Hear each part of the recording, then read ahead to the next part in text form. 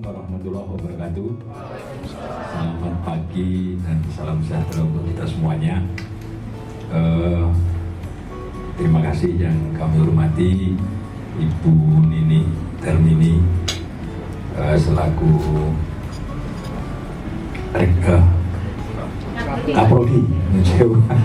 Kaprodi Magister Ilmu Hukum UGM, kemudian Pak Andi Umara selaku narasumber. Terima kasih sekali atas kehadiran Bapak Ibu dan tim yang Nujewu, mohon maaf tidak bisa kami sebut satu persatu. Jadi mohon izin kami selaku perwakilan dari Biro Hukum mengucapkan terima kasih atas kerjasama ini, dan moga-moga ke depan kita bisa mohon bantuan kembali untuk pencerahan beberapa keilmuan yang mungkin teman-teman dan kami sendiri dalam prakteknya mengalami hal yang mungkin perlu pencerahan dari Bapak Ibu. Jadi izin kami sampaikan pada pagi hari ini peserta yang kami undang adalah perwakilan dari masing-masing bagian hukum di Kementerian PUPR. Jadi di Kementerian PUPR itu kami ada 11 unit organisasi eselon 1 Ibu. Jadi memang agak lumayan besar organisasinya, sehingga di masing-masing unit organisasi ada bagian hukum. Di bagian hukum itu menangani dua hal. Yang pertama adalah advokasi, yang kedua adalah penyusunan peraturan perundang-undangan. Nah, di advokasi itu mungkin di litigasi termasuk kontrak di dalamnya. Kemudian kalau di penyusunan peraturan perundang-undangan itu penyusunan peraturan-peraturan yang yang sudah biasa sesuai dengan Undang-Undang 12 yang sekarang kita pedomani kan itu bunyi. Jadi dari kemarin sampai hari ini kita hadirkan di sini adalah jabatan fungsional untuk analis hukum dan jabatan fungsional untuk perancang hukum. Jadi perancang peraturan perundang-undangan. Jadi moga-moga nanti kita bisa diskusinya agak rame dalam hal untuk pengayaan keilmuan. Karena kami terus terang dalam pelaksanaan itu kadang ada hal-hal yang memang perlu penegasan terhadap kalau nanti ini adalah penyusunan peraturan perundang-undangan. Jadi selain dari Undang-Undang 12 yang sudah diperbarui dengan Undang-Undang 13, termasuk dengan beberapa Permenkumham yang apalagi sekarang dengan sistem pengundangan elektronik. Kita baru mau, dan kemarin kita sudah coba sekali Bu untuk pengundangan elektronik. Jadi memang perlu penyesuaian yang perlu waktu untuk penyesuaian, sehingga tidak memperlambat waktu tapi malah mempercepat waktu. Harusnya mempercepat waktu, bukan memperlambat. Karena ada beberapa yang memang harus ada bedanya kan itu. Ini yang jadi masalah kan, kalau elektronik harusnya kan semuanya sudah sifatnya elektronik, tapi ini ada yang memang harus ada barangnya. Ini yang mungkin mungkin nanti bisa didiskusikan jauh. Selain dari legal draft yang sudah mungkin Bapak Ibu sudah sangat fasih karena memang keilmuannya, dan kami beberapa kali dan memang kami koordinasinya dengan Kumham, dengan Setnek, dengan Setkap, dan beberapa kementerian lembaga yang terkait. Dengan Seskap kita setiap ada peraturan menteri yang akan ditetapkan itu harus mendapat persetujuan presiden. Ini ada di Perpres 62. Ini yang mungkin pengendali dari kebijakan yang ditetapkan atau dikeluarkan oleh masing-masing KL, pengendaliannya oleh Presiden langsung, kan itu.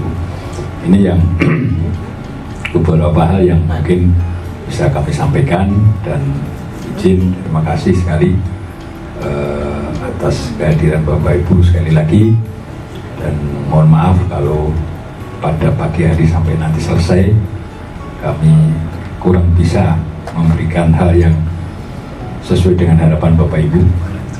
Kami mohon maaf, tapi kami sudah mencoba untuk menyajikan yang terbaik. Kita mengundang analis di PUPR itu ada banyak sebenarnya, Bu. Analis itu sekitar 30-an satu. Kemudian perancang itu hampir sama juga, 31. Ini tersebar di seluruh Kementerian PUPR, baik di Biro Hukum sendiri maupun ada di unit organisasi teknis dari Kementerian PUPR itu sendiri. Mungkin itu Bapak Ibu yang dapat kami sampaikan. Sekali lagi mengucapkan terima kasih, dan terima kasih kepada teman-teman yang sudah hadir, dan mohon untuk bisa kita manfaatkan kesempatan ini, karena pastinya mendukung masalah kita memang semakin lama semakin kompleks, Pak, dan banyak. Mungkin yang bisa kami sampaikan. Terima kasih, dan kita buka bersama pada pagi hari ini dengan bacaan basmalah. Bismillahirrahmanirrahim. Moga-moga kita bisa menjalankan kegiatan ini dengan baik. Assalamualaikum warahmatullahi wabarakatuh. Semuanya, yang saya hormati Bapak Kepala Biro Hukum, Bapak Mardi Purnowiyoto SHMH, juga Bapak Kepala Bagian Advokasi Hukum, Bapak Pujiono SHMH, yang saya hormati dan saya sayangi, Bapak Ibu sekalian peserta penyuluhan hukum, ya, legal drafting bagi pegawai di Kementerian Pekerjaan Umum dan Perumahan Rakyat.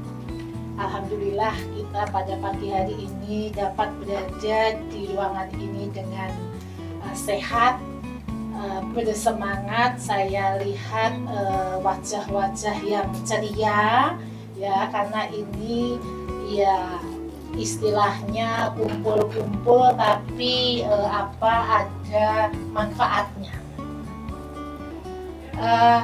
Bapak Ibu sekalian, yang kedua saya menyampaikan salam dari Ibu Dekan, Ibu Dahliana Hasan, juga Bapak Wakil Dekan yang membidangi mengenai penyuluhan hukum, Bapak Adrianto Pinugroho. Salam dari Jogja. Kemarin Bu Dekan dan Pak Wakil Dekan menugaskan saya karena beliau ada kesibukan, kalau tidak salah ke Jepang, ya, Bu Dekan menjalin kerjasama. Bapak Ibu sekalian, jadi pada pagi hari ini saya ingin menyampaikan penyuluhan hukum merupakan salah satu pilar, gitu ya, salah satu pilar dari Tridharma perguruan tinggi yang selama ini kita lakukan. Bagian mana? Bagian pengabdian kepada masyarakat, dan 3 pilarnya adalah pendidikan, penelitian, dan pengabdian kepada masyarakat. Selama ini Bapak Ibu sekalian kita mengadakan kerjasama, jadi dengan pemerintah Pemda di DKI. Jadi DKI yang akan menentukan mana daerah mana yang akan adakan penyuluhan hukum. Tapi untuk tahun ini kita mau coba melakukan penyuluhan hukum dengan profesional. Siapa tahu apa yang akan kita sampaikan nanti bermanfaat seperti itu. Sehingga kita pertama kali menggandeng PUPR ini. Dari materi yang kemarin diminta, kita mengerucut kepada legal drafting. Bapak Ibu sekalian, kalau kita bicara mengenai legal drafting kan ada dua nih ya, legislative drafting dan kontrak drafting. Ini tadi Pak Mardi, ini judulnya sudah mewadahi begitu. Jadi meskipun pada hari ini kita mau bicara mengenai legislative drafting, perancangan perundang-undangan, karena judulnya itu legal drafting, di mana di dalamnya itu nanti juga ada kontrak drafting, harapannya nanti di putaran kedua putaran selanjutnya kita akan bicara mengenai kontrak drafting. Bapak Ibu sekalian, untuk legislatif drafting kami menghadirkan dari Prodi MIH Kampus Jakarta. Jadi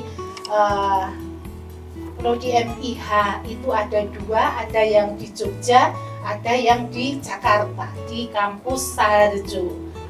Kalau boleh saya bertanya, ini yang belum S2 siapa ya? Nanti bisa kerja kemudian sekalian sekolah di Prodi MIH Kampus Jakarta gitu. Kebetulan saya Kaprodinya, Bu Eka adalah Sekprodinya, seperti itu. Baik, ini ada Bapak Andi Omara yang akan memberikan materi mengenai legislatif drafting ini. Nanti sesi kedua ada Bapak Dian.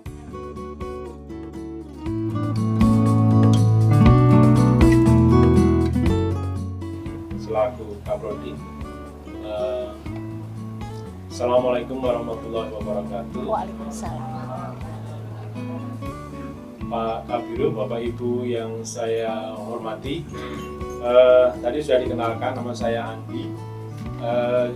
Kalau tadi disebut saya mengajar banyak mata kuliah, bukan berarti saya guru SD.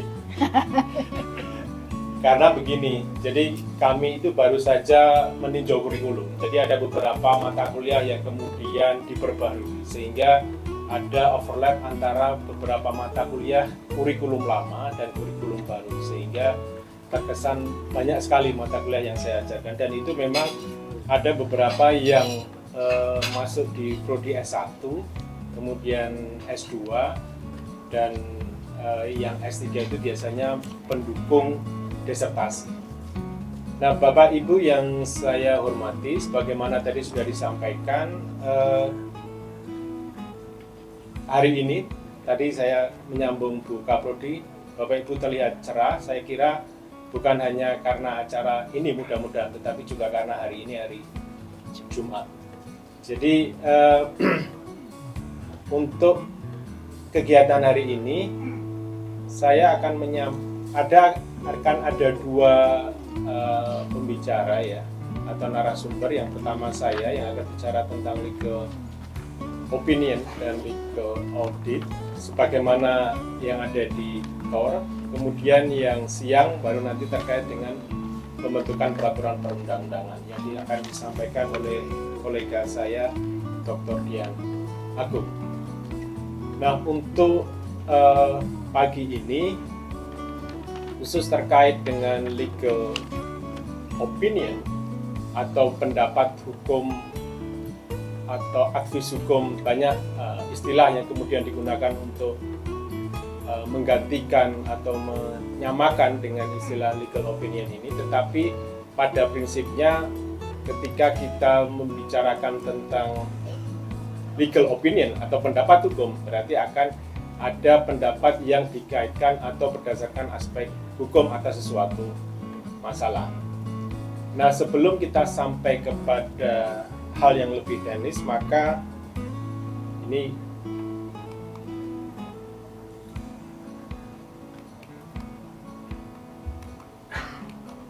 akan sangat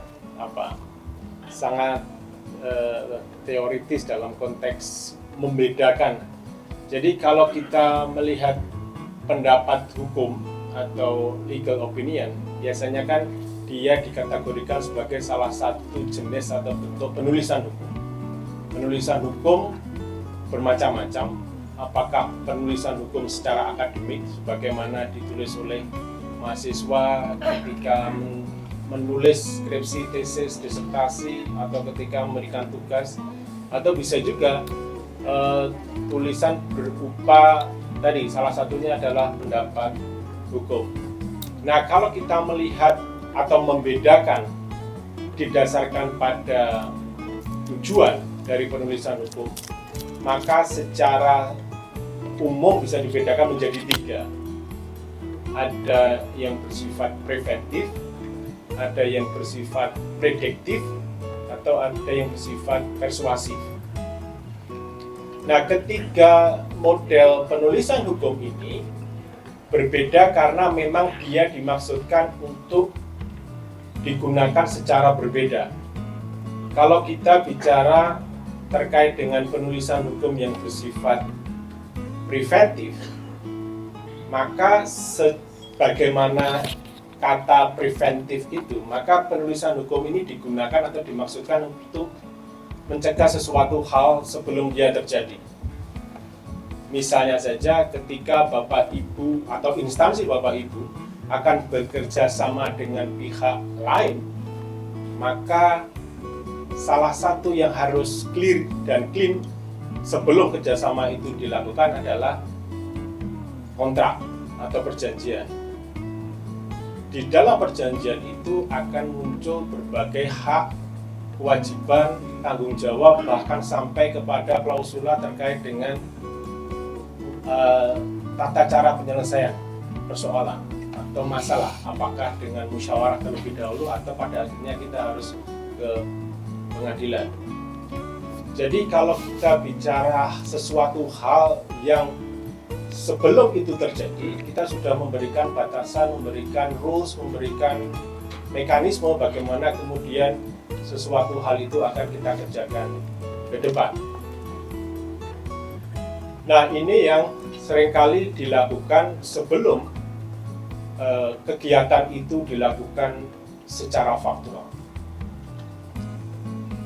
Termasuk ketika kita bicara terkait dengan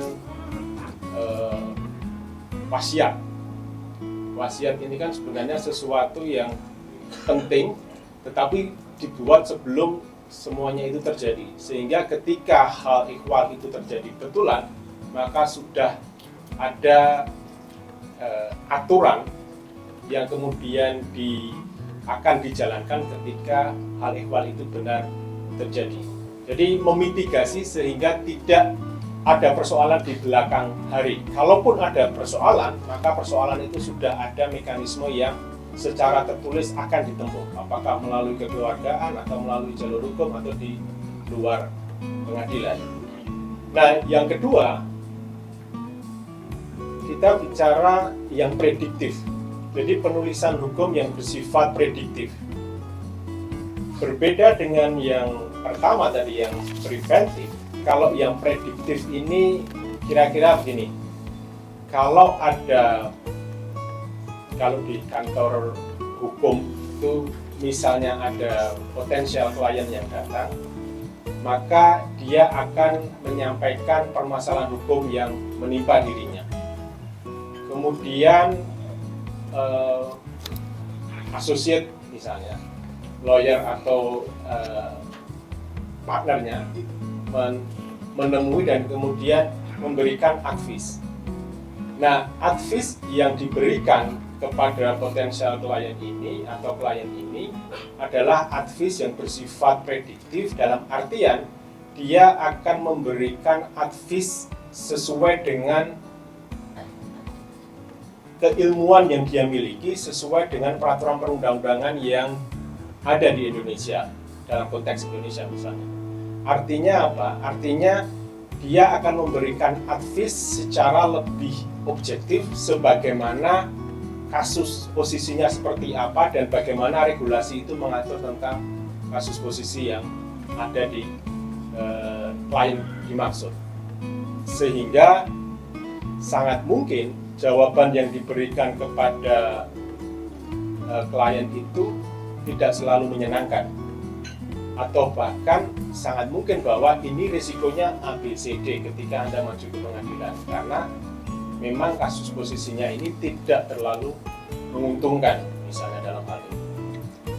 Nah, ini penting dalam hal agar ketika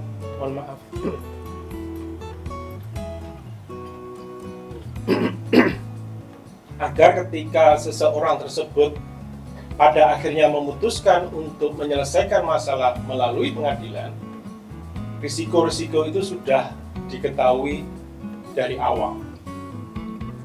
Sehingga ketika dia memutuskan untuk maju ke pengadilan, dia sudah menimbang seberapa besar peluang dia untuk memenangkan atau kalah di proses peradilan. Nah, itu yang kedua.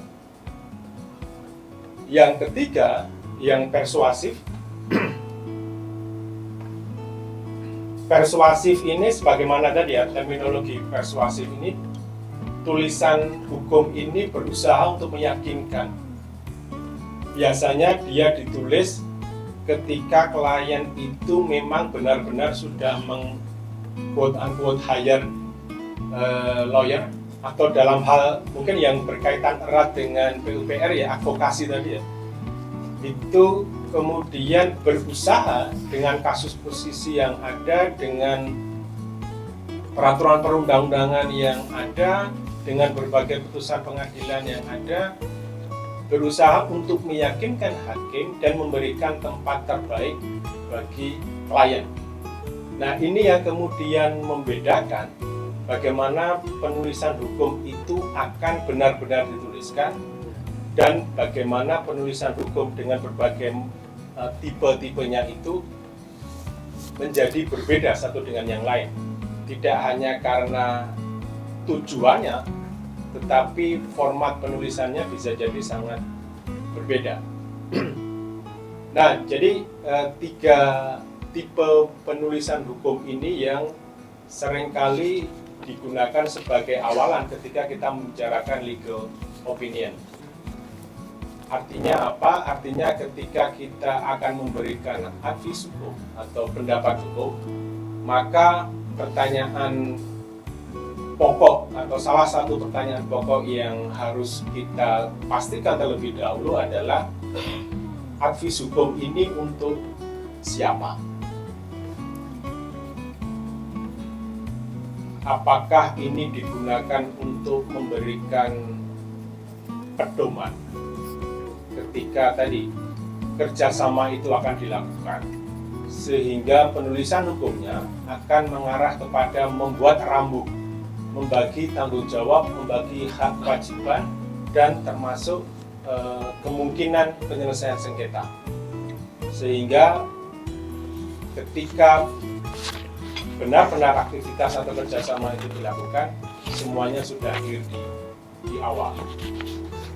Kemudian yang kedua, yang prediktif, ini sangat mungkin ketika Bapak Ibu, mungkin analis hukum ya, akan memberikan masukan pada pihak yang relevan berkaitan dengan suatu kebijakan atau rencana perubahan kebijakan atau rencana pembentukan kebijakan baru. Apa yang kemudian harus dipertimbangkan, apa yang kemudian harus dinilai terkait dengan potensi kalau benar-benar muncul adanya atau perubahan atau adanya kebijakan baru yang dimaksud. Dalam konteks pembentukan peraturan perundang-undangan, ada yang disebut dengan metode Regulatory Impact Assessment atau RIA atau ROGP, yang prinsipnya sebenarnya metode ini salah satu cara untuk menilai apakah regulasi existing itu masih relevan untuk diberlakukan atau sudah perlu dilakukan pengkajian lebih jauh dalam rangka perbaikan atau bahkan perubahan atau pembentukan peraturan perundang-undangan yang baru. Nah, metode RIA ini walaupun sebenarnya dari istilahnya ada Regulatory Impact Assessment yang seharusnya dia digunakan setelah regulasi itu berlangsung beberapa waktu, tetapi dalam banyak hal RIA ini juga digunakan bahkan untuk membentuk peraturan perundang-undangan yang baru, sehingga ketika ada permasalahan, maka apakah kemudian permasalahan itu harus diselesaikan dengan membentuk regulasi atau tidak, itu perlu dijawab terlebih dahulu. Dan kalaupun dengan regulasi, maka apakah benar bahwa regulasi adalah satu-satunya cara untuk menyelesaikan persoalan itu? Karena sangat mungkin persoalan itu tidak selalu harus diselesaikan dengan regulasi, dengan MOU, dengan tadi kontrak drafting atau kontrak atau hal yang lainnya yang mungkin bagi sebagian justru lebih mengena dan lebih kompleks.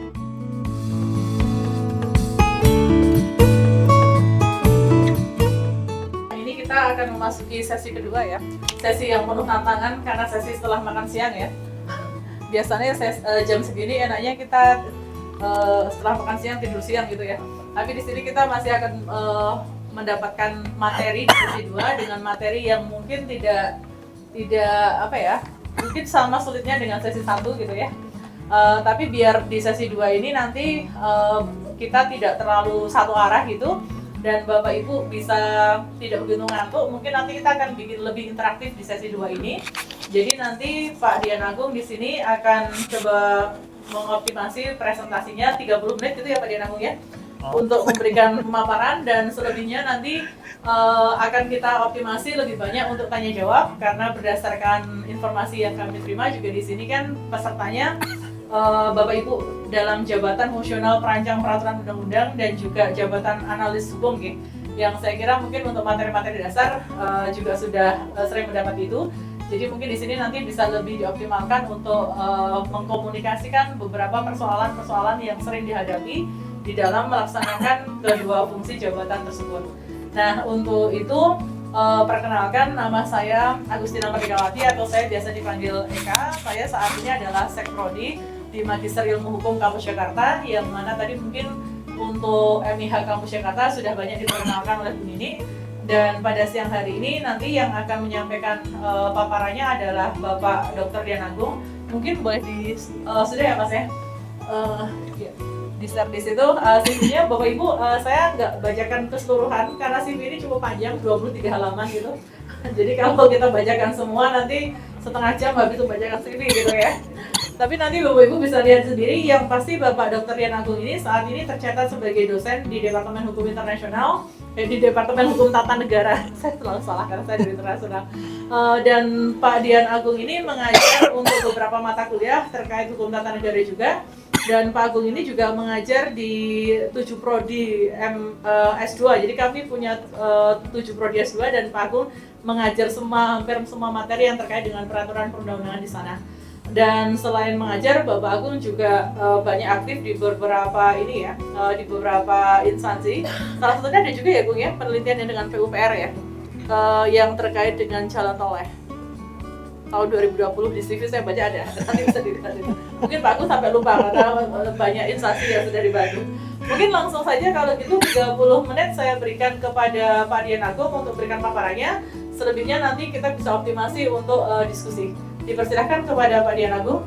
Oke, teman-teman baik kan? Ya. Saya mohon izin berdiri Bapak Ibu ya. Ya. Jadi biar Jadi jangan dikira yang ngantuk cuma Bapak Ibu ya. Saya juga ngantuk. Saya kesini boleh ya? Boleh, silakan Mas. Oke, Bapak Ibu, pertama mohon izin untuk memperkenalkan diri. Nama saya Dana Wicaksono. Pertama adalah peraturan perundang-undangan itu unsur yang pertama adalah peraturan tertulis. Ketika kemudian dalam pasal 1 angka 2 Undang-Undang 12 itu disebutkan unsur yang pertama adalah peraturan tertulis, maka kalau kemudian Bapak Ibu yang jabungnya analis begitu ya, maka bisa menggunakan penafsiran argumentum ad contrario, maka peraturan tertulis itu berarti menjadi penegasan bahwa ada peraturan yang tidak tertulis di sana. Karena kalau peraturan itu hanya tertulis, tidak perlu pasal 1 ayat angka 2 itu kemudian harus menekankan unsur yang pertama dari peraturan perundang-undangan itu adalah peraturan tertulis. Secara contrario berarti ada peraturan yang tidak tertulis. Nah, peraturan yang tidak tertulis itu bukanlah domain dari peraturan perundang-undangan. Ya. Apa contoh peraturan yang tidak tertulis? Apa? Ya, norma. Ada tulis. Kalau kami di Jogja punya namanya paugeran, misalnya.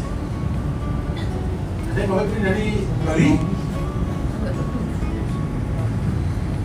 Ada yang namanya awit-awit. Orang-orang baru juga tulis. Tertulis apa tidak itu kan dituangkan dalam sebuah lontar, misalnya awit-awit. Itu yang kemudian kita bedakan. Tapi bagaimana dengan hal yang lain? Misalnya contoh pencatatan perkawinan beda agama. Ini orang baru ada SEMA, undang-undangnya tidak boleh, SEMA-nya mengatakan tidak boleh mencatatkan perkawinan beda agama. Gimana dengan hal yang lain dapat perkawinan itu? Misalnya contoh pencatatan perkawinan beda agama. Ini orang baru SEMA, undang-undangnya tidak boleh, SEMA-nya mengatakan tidak boleh mencatatkan perkawinan beda.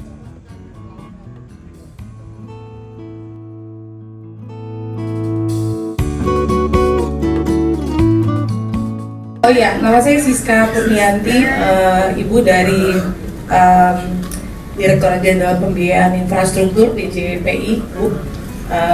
Memang saat ini saya kebetulan sedang ditugaskan di luar kementerian, Ibu, jadi di divisi hukum salah satu badan hukum lainnya di luar kementerian. Ada dua pertanyaan saya, Bapak. Yang pertama terkait legal opinion.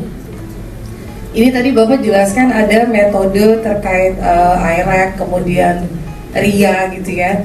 Nah, saya sewaktu berkoordinasi, kita diskusi juga dengan BPHN. Jadi di salah satu keputusan atau peraturan kepala BPHN gitu ya Pak, ada salah satu metode evaluasi produk hukum, yaitu cost and benefit analysis. Mungkin saya tidak terlalu familiar karena saya belum pernah melakukannya dan mungkin dalam waktu dekat diminta untuk melakukan itu gitu ya Bapak.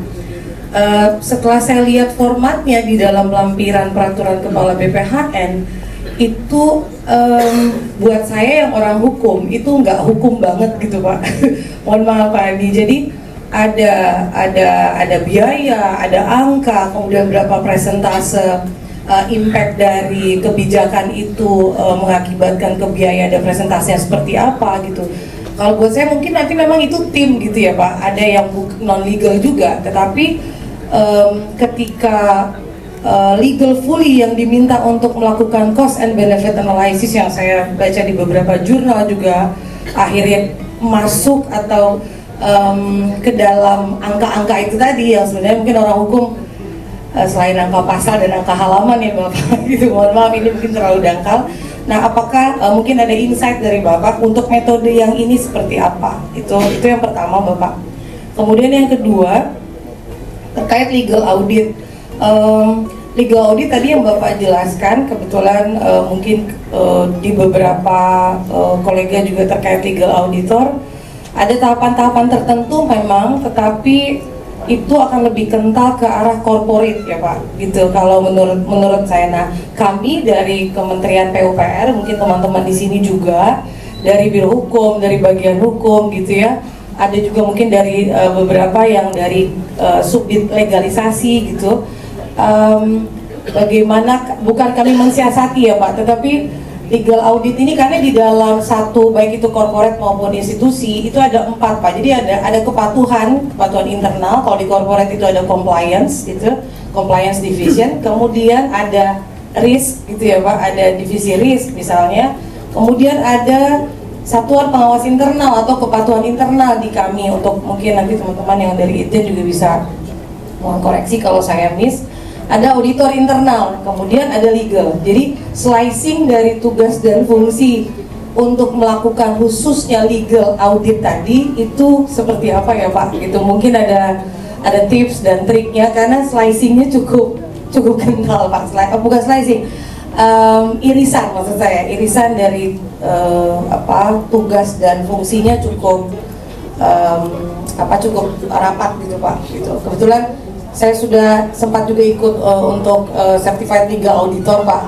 Pertanyaan ini sempat saya tanyakan juga, namun beberapa mentor memang berasal dari corporate, jadi menurut saya jawabannya masih belum bisa ketemu titiknya gitu Pak. Irisannya seperti apa irisannya? Mungkin dari saya itu, Ibu, baik. Bapak terima kasih. Assalamualaikum warahmatullahi wabarakatuh. Kemudian saya baca di slide juga poin-poin isi legal auditnya juga lebih banyak ke corporate. Nah, apakah itu legal audit itu memungkinkan dilakukan oleh instansi pemerintah terhadap corporate ataupun terhadap instansi pemerintah sendiri? Saya pernah ikut acara Asahi kalau tidak salah ya. Ada asosiasi auditor hukum Pak. Nah, salah satu yang dikerjakan itu yaitu legal audit tersebut Pak. Nah, kalau kita lihat tertib profesi, nah sebenarnya apakah itu merupakan yurisdiksi jabatan tersebut ataukah bisa dilakukan oleh jabatan lain?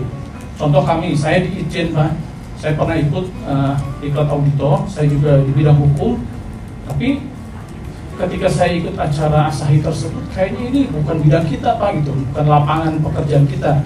Walaupun saya background saya hukum, saya juga pernah ikut ikut auditor, certified juga mungkin ada beberapa seperti risk management dan sebagainya. Mungkin di kami ada beberapa orang juga yang sudah punya sertifikat. Tapi ketika membaca paparan tadi, kayaknya itu bukan bidang kita Pak untuk melakukan legal audit itu Pak.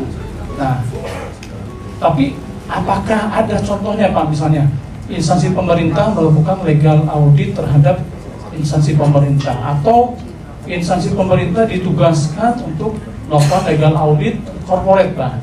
Nah, seperti itu. Terima kasih Pak. Nama saya Aryo dari Divisi Advokasi Hukum.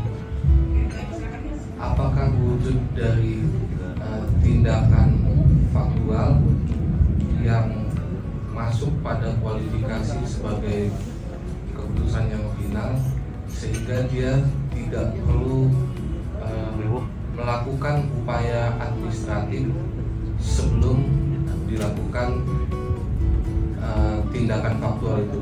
Jadi tindakan faktual itu adalah yang benar-benar final, dianggap pada waktu kapan dan bentuknya apa realnya Pak, sehingga pemeriksaan untuk dapat diajukan sebagai sebuah objek gugatan di Pengadilan Tata Usaha Negara.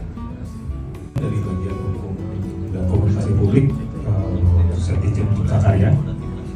Saya sebenarnya hanya mengulang refresh tadi yang pembahasan terkait perluasan ketun di undang-undang administrasi pemerintahan, karena kejadian di kami ada satu perkara sidang itu ketika kami mengajukan kompetensi absolut, hakimnya itu akhirnya kemudian mengambil keputusan dengan ad hoc itu sendiri. Jadi dia mengabaikan dalil kami yang terkait undang-undang ketun, dia mendalilkan sendiri yang di undang-undang administrasi pemerintahan. Pertanyaan saya, ini masalahnya terkait kepastian hukum. Boleh nggak sih sebenarnya kayak gitu? Artinya sesama undang-undang dia kemudian kemudian ada mengatur sesuatu atau istilahnya menyinggung undang-undang lain yang sudah mengatur itu, sedangkan dia itu memperluas gitu. Dan pada saat itu akhirnya kami kalah sih, artinya eksepsi kompetensi absolut kami ditolak karena hakimnya ngambil itu sendiri. Ya kami sebenarnya sempat mau protes kayak itu nggak ada di dalil kan, hakimnya kemudian dari hukum sendiri gitu. Nah, itu satu. Terus yang kedua nih tadi pertanyaan titipan, kami ingin bertanya soal berlaku surut.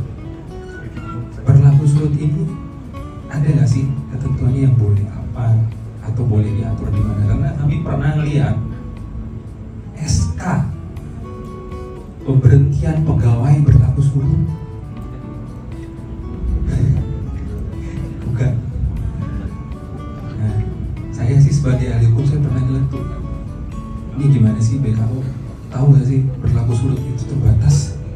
Cuma yang saya pengen pertanyaan Bapak gitu, mungkin Bapak pernah ngalamin juga. Dua itu sih. Terima kasih. Pertanyaannya masih terkait dengan SE juga, karena sebenarnya di kami pun ada beberapa SE yang sudah dan sepertinya akan dibentuk ke depan. Saya baca beberapa pendapat dari ahli hukum tata negara kita, seperti salah satunya itu Profesor Jimli Asidik. Profesor Jimli ini berpendapat bahwa kedudukan surat edaran itu diartikan sebagai peraturan kebijakan atau Bundesregel. Nah ini mungkin saya mau menanyakan kepada Bapak, bagaimana sih sebenarnya kedudukan dari Bundesregel ini dalam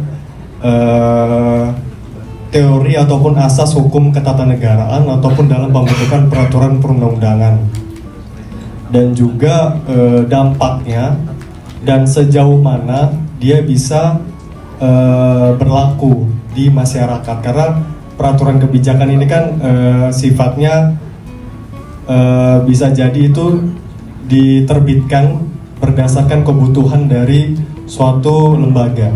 Nah ini mungkin ada pandangan dari Bapak terkait ini. Terima kasih Ibu Moderator. Perkenalkan saya Andi Setiadi, Jakung Perancang Media dari Biro Hukum. Ingin bertanya soal tadi Pak Dr. Agung menyampaikan tentang keputusan itu sifatnya final. Final itu kami pernah diskusi, ada yang memaknai final dalam keputusan itu artinya adalah tidak bisa diubah. Artinya dia harus ketika ditetapkan ya sudah dilaksanakan sampai selesai. Apakah benar demikian atau maknanya sebenarnya bukan itu. Kemudian terkait dengan surat edaran tadi yang Pak Dian sampaikan, surat edaran kebetulan kami juga banyak ya Pak. Surat edaran itu merupakan instrumen favorit kami untuk menghindari harmonisasi. Jadi kita jujur aja Pak, menghindari harmonisasi dan juga untuk reformasi birokrasi itu kan dihitung Pak, persentase keberhasilan program legislasi dengan yang berhasil ditetapkan. Nah, jalan keluarnya itu adalah surat edaran. Nah, tadi setelah disampaikan bahwa surat edaran itu mengandung beberapa keburukan, lalu bagaimana yang sudah lanjut ditetapkan? Bagaimana daya lakunya? Apakah daya laku dan daya ikatnya itu setara dengan peraturan undang-undangan?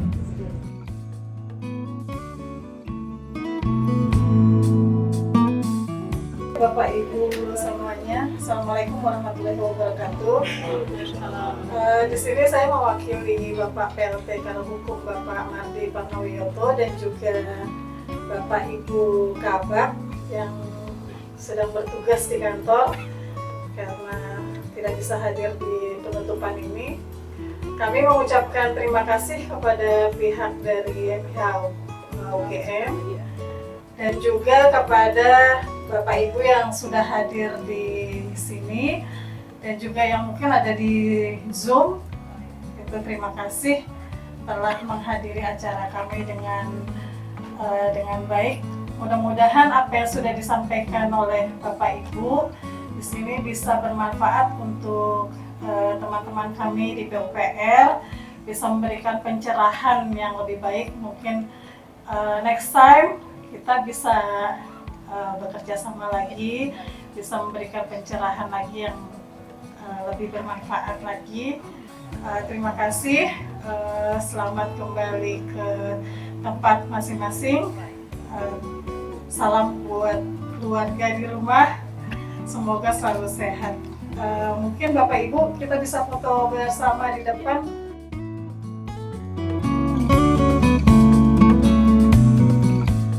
Assalamualaikum warahmatullahi wabarakatuh.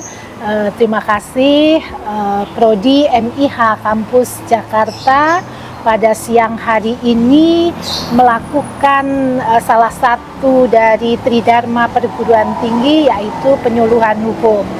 Pada kesempatan siang hari ini penyuluhan hukum istimewa. Mengapa? Karena setelah beberapa waktu kami mencoba melakukan penyuluhan hukum pada masyarakat, hari ini kita mencoba untuk melakukan penyuluhan hukum pada tingkat profesional. Kementerian yang kami gandeng dalam hal penyuluhan hukum kali ini adalah Kementerian PUPR. Kami menyasar pada perancang peraturan perundang-undangan dan legal audit. Harapannya dengan penyuluhan yang kami lakukan pada siang hari ini memberikan manfaat bagi Kementerian PUPR agar dalam perancangan peraturan perundang-undangan dan membuat legal audit atau legal opinion itu membawa manfaat yang semakin baik, kemudian juga menghindarkan atau memitigasi risiko kesalahan-kesalahan di masa yang akan datang. Terima kasih saya sampaikan juga kepada Kementerian PUPR, khususnya Biro Hukum yang sudah bekerja sama mensukseskan pelaksanaan penyuluhan hukum siang hari ini. Demikian saya sampaikan sekali lagi, terima kasih. Assalamualaikum warahmatullahi wabarakatuh. Ya, pada hari ini kami di Kementerian PUPR bekerja sama dengan Magister Ilmu Hukum UGM mengadakan kegiatan penyuluhan hukum terkait dengan legal drafting dan legal opinion serta legal audit. Menurut kami ini kegiatan yang sangat bermanfaat sekali bagi pengembangan kompetensi para pejabat fungsional dan struktural di PUPR, khususnya yang menangani permasalahan di bidang hukum. Dengan adanya kegiatan ini, kami berharap bisa meningkatkan profesionalisme kami, kompetensi kami, serta bagaimana kami bisa berdiskusi dengan para ahli yang secara berkesinambungan untuk mengembangkan keilmuannya. Kami di sini sangat berterima kasih dengan kesediaan dari pihak Magister Ilmu Hukum UGM yang telah membantu kami dalam menyediakan narasumber-narasumber yang menurut kami sangat kompeten, sangat berkualitas, dan sangat interaktif dalam menyajikan materinya. Kami di sini bisa mendapatkan banyak sekali ilmu dan pengetahuan yang mungkin dulu kami pernah dapatkan di perguruan tinggi, namun perlu di-refresh kembali. Kedepan kami berharap Kementerian PUPR dapat bekerja sama lebih lanjut lagi dengan Magister Ilmu Hukum UGM, khususnya dalam hal-hal yang berkaitan dengan bidang hukum, seperti misalnya pembinaan kompetensi yang lebih lanjut, kursus-kursus yang terkait dengan ilmu hukum, analisis dan evaluasi peraturan perundang-undangan maupun penyusunan peraturan perundang-undangan. Demikian yang dapat kami sampaikan. Terima kasih. Penyuluhan hukum yang dilakukan oleh Prodi Magister Ilmu Hukum kelas Jakarta sangat bermanfaat, tidak hanya bagi Prodi sebagai pengembangan keilmuan, tetapi lebih jauh daripada itu sebagai pengabdian kepada masyarakat dan memberikan pengetahuan terkait dengan hal ehwal yang menjadi fokus dari institusi-institusi yang mendapatkan penyuluhan hukum. Jadi ada sinergi yang baik terhadap dua institusi yang saling berkaitan satu dengan yang lain. Kegiatan pelatihan dan penyuluhan hukum terkait dengan legal drafting yang dilakukan antara Kementerian PUPR dengan Magister Ilmu Hukum Fakultas Hukum UGM Kampus Jakarta merupakan sebuah kegiatan yang sangat bermanfaat bagi para pengemban jabatan fungsional di bidang hukum, karena melalui kegiatan ini para pengemban jabatan fungsional di bidang hukum dilakukan penyegaran kembali terkait dengan dasar-dasar ilmu perundang-undangan dan hal-hal empirik yang selama ini menjadi keseharian para pengampu jabatan fungsional di bidang hukum ketika melaksanakan tugas-tugas di Kementerian PUPR di situ.